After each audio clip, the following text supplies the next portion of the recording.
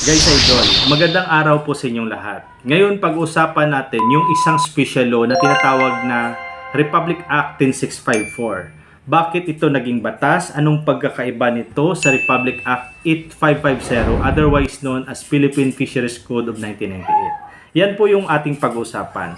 Alam nyo, yung Republic Act 10654 was amended, the Republic Act 8550, for the purpose of preventing, deterring, and eliminating illegal, unreported, and unregulated fishing or yung tinatawag na IUU fishing.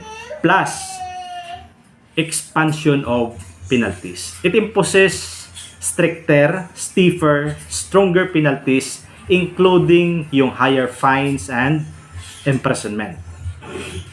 Ano pa? Improvement sa tinatawag na monitoring and surveillance. Sa pag-amend ng batas na ito, Republic Act 10654, nagkaroon ng tinatawag na MCS, Monitoring and Control Surveillance System, at yung paggamit ng VMS or Vessel Monitoring System para matrack, mamonitor yung mga fishing activities. Ano pa? Expanded scope.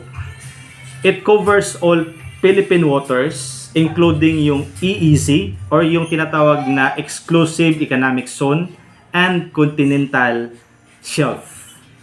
At yung panghuli guys idol is yung sustainability.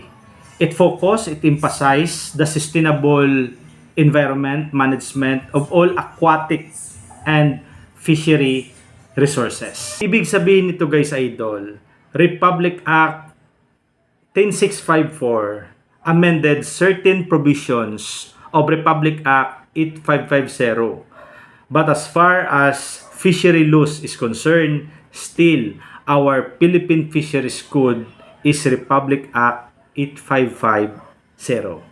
So guys idol, sana po nagkaroon po kayo ng kunting pag-unawa tungkol po sa creation ng special law which is the Republic Act 10654. Marami pong salamat!